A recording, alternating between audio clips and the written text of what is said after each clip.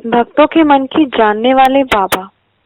नाना साहब निमोणकर और उनकी पत्नी दोनों की साईं बाबा पर अटूट श्रद्धा थी। वे काफी समय से शिरडी में ठहरे हुए थे। बाबा की रोजाना पूरे मनोयोग से सेवा करना उन्होंने अपना नियम बना रखा था और बाबा के उपदेशों को भी बड़े ही ध्यान लगाकर सुना करते थे। इसके बाद वे अपने ठहरने के स्थान पर रात को सोने के लिए चले जाते।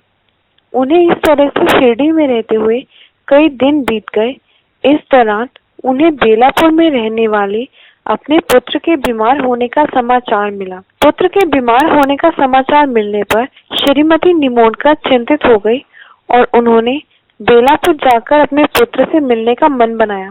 पर नाना साहब ने अपनी पत्नी से मजबूरी बताते हुए अगले दिन ही बेलापुर से वापस आने के लिए कहा, तो वह असमंजस में पड़ गई। वहां जाने पर लड़के की बीमारी में कितने दिन रहना पड़े इसका अनुमान नहीं था और वह अपने पति को नाराज भी नहीं करना चाहती थी। अपने पति को बड़ा समझाना चाहा पर वे न माने।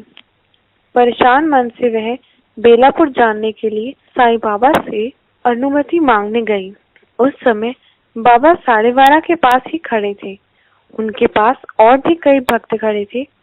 जब श्रीमती निमोणकर ने बाबा के चरणों में प्रणाम कर जाने के लिए अनुमति मांगी तो बाबा ने कहा, जाओ, घबराओ मत, बेलापुर तक ही तो जा रही हो, वहां 7-8 दिन आराम से रहना, सबसे मिलकर बाद में वापस शिरडी लौट आना, यहाँ की चिंता मत करना। अपने मन की बात सुनकर वह बड़ी खुश हुई और निमोणकर बाबा का मुख ताकते रह गए, क्योंकि बाबा की आज्ञा के आगे उनकी आज्ञा का कोई मतलब ही नहीं रह जाता था।